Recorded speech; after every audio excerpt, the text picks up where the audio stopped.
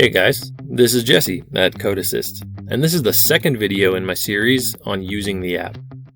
In this video, I'm going to show you how you might use the app during a cardiac arrest.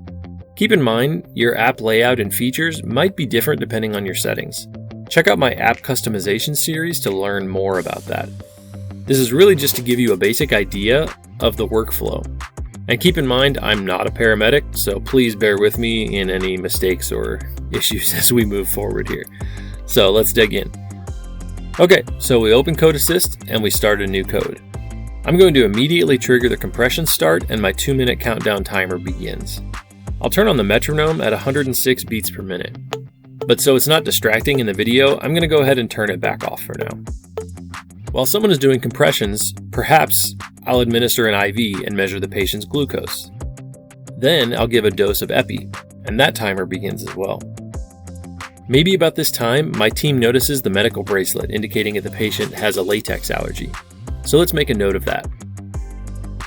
Notice all of these events are stored in your log as you progress. Also, while you're on the main app screen, your screen will stay on, so you don't have to worry about interacting with the screen in order to prevent it from timing out and turning off.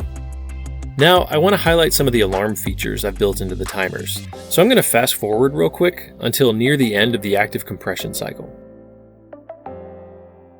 Okay, here in a few seconds, I have a verbal alarm set up, telling me that we're 15 seconds shy of the 2-minute compression mark, and we'll be ready to check the rhythm, defib, and change roles.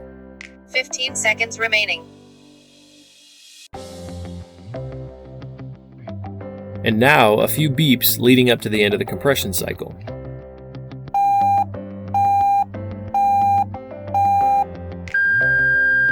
I'll press the CPR button to trigger the end of the compression, and the app asks me for the heart rhythm. Let's say VT. Then we defib, and we immediately start another CPR cycle. You'll notice that the colors changed a few times on the CPR timer. This is based on my alarm settings in the CPR timer. See the alarms video in the app customization series to learn more about that. You'll also notice that I said the rhythm was VT, yet I accidentally pressed a different rhythm. I can change that in the quick edit section of the log menu. So let's change that back to VT. Notice also I can edit my previous note if I want. However, most features don't allow for an edit, just a delete. In most instances, if you fat finger a button or you press the wrong thing, it's just easier to go back and actually hit the correct button, and then you can come here and delete the incorrect log entry.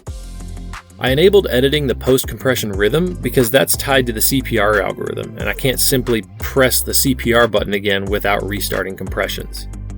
And I enabled editing of the notes just so you don't have to retype the entire note if you just want to change a single letter or a word.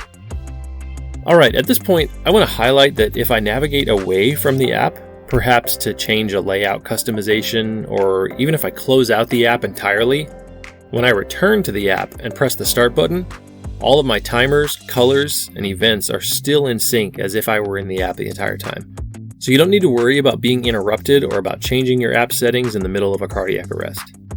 Okay, for the sake of time, let's say the patient regains circulation.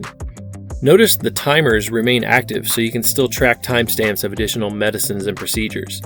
Maybe I want to administer an IV drip, and perhaps I want to use the metronome to set that drip rate of 120 beats per minute. In the event of a re-arrest, pressing the code timer, the CPR button, or the defib button will resume the CPR. And when my role in the resuscitation effort is ended, I'll press the end button to close out the log.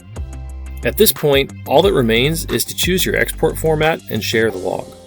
On mobile platforms that support it, you can share the log like you do any other file. And on platforms that don't support that feature, like a Windows PC, the log file will be downloaded for your access. And if you ever forget to share your log, it will be stored in your past logs section here, so you can share it at a later time, or just delete it when you no longer need it. And that's the basic workflow for the Code Assist app.